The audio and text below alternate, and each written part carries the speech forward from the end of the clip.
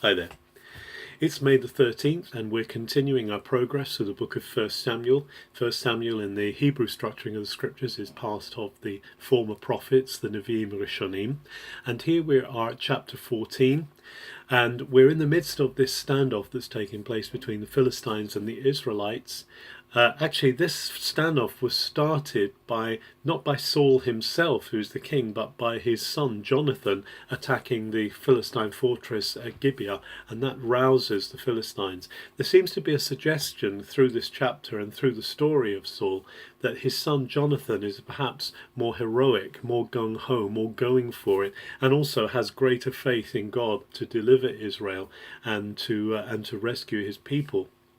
So here at the beginning of chapter 14, Jonathan actually goes off to the pass of Michmash, where the Philistines are gathered and where their major troops are gathered, and he goes off and he basically believes that God will deliver Israel. And he goes off with his armor bearer and with a small band of men, and he basically says, I believe that God can deliver us, but he doesn't tell his father that he's going.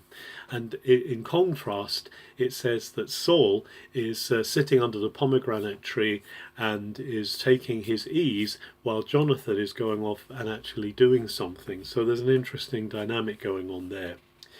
Now, Jonathan actually pursues this attack. He goes forward and he manages to kill about 20 Philistines in a very short space of time.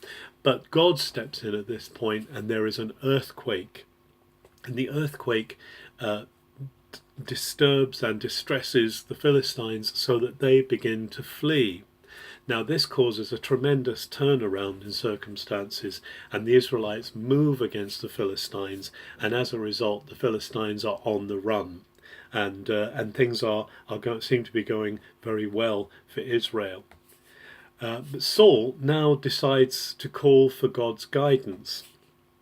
And he's actually proclaimed a fast in this day. And we get this sub-story that comes in here. Saul has proclaimed a fast so that he gets God's favour, but he obviously hasn't told Jonathan. Jonathan has gone off and done what he's done without hearing his father saying, everyone is to fast, no one is to eat anything, so that we get God's favour and can win this battle. And in the process, Jonathan has actually taken some honey, which is in plenty in a particular wooded area, and eaten it.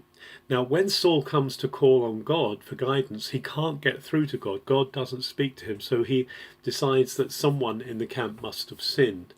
And so through a process of hearing God's word and through a process of discerning God's word, it whittles down to the fact that it's Jonathan who has eaten when Saul had forbidden it.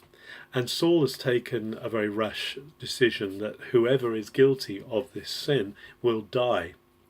Well, it's interesting that the people are so angry at Saul's idea that he would kill Jonathan that they defend Jonathan.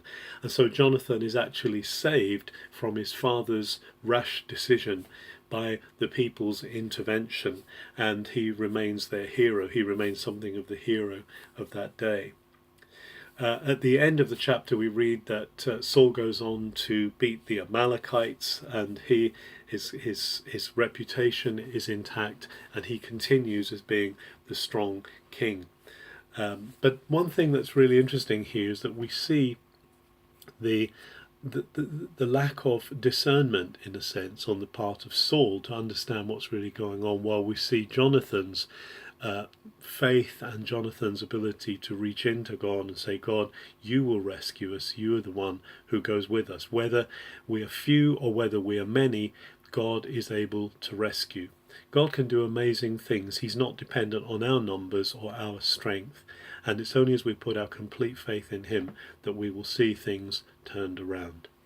Have a very good May the 13th.